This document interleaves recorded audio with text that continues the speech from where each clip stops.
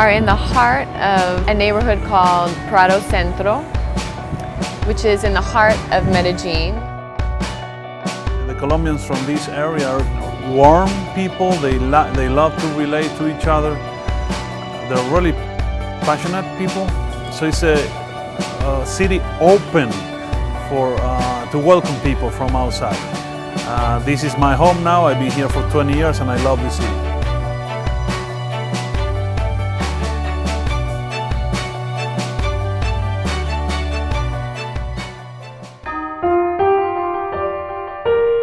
This building, the physical structure, but as well the church that is housed here has come to be a beacon in this community.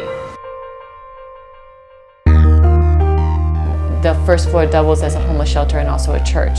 We have a homeless shelter that houses anywhere from 60 to 70 guys every single night, 365 days a year. We use the men in the program when they have a desire and an interest to be able to work with the homeless, with their smelly feet, and also with all of the problems and the attitudes and the mental illness that they have. The men, to see them that are in the program being willing to serve is an incredible miracle to be able to watch. Generally, working in a bakery is a difficult task because there's quite a bit to do. They have to get up early, it's long hours. But for the guys, they find it as being an incredible privilege to be able to learn a skill and to also to give back in some way to the foundation.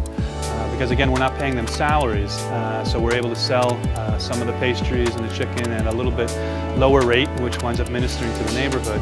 But at the same point, the guys are developing skills that they can then use once they graduate.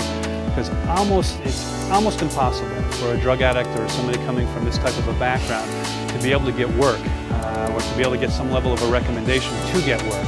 So with them developing these skills, especially in the bakery, they wind up being somebody who is very, very marketable.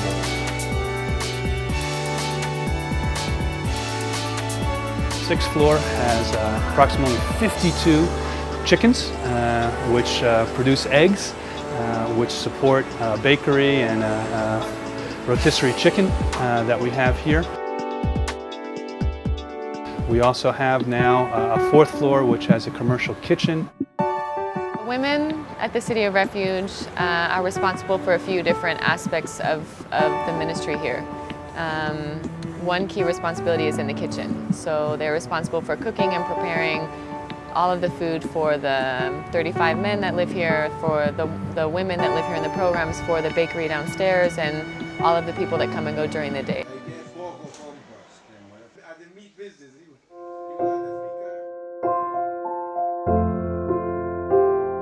Currently, we have a training program with an organization called SENA that comes in to train the men and women in making different handicrafts from here in Colombia. They learn the skill in developing this. Also, it winds up producing some level of income, and we're hoping that this would be something that would grow to the point where the men and women would be able to help support themselves and their families after they finish or graduate from the program well.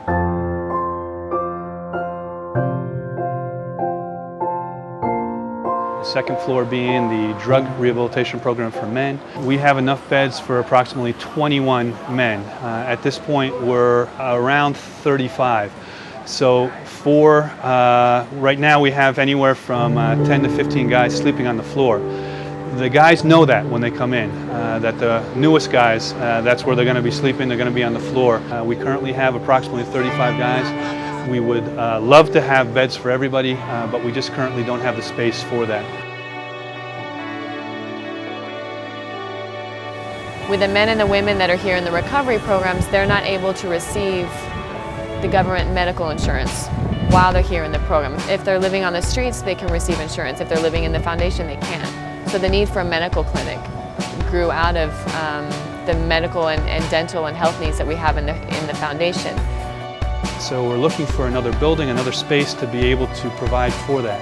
That's our prayer, that's our desire, and we're looking for people to come alongside with us to join in with this next level as the Lord is actually pushing us out of the nest to expand.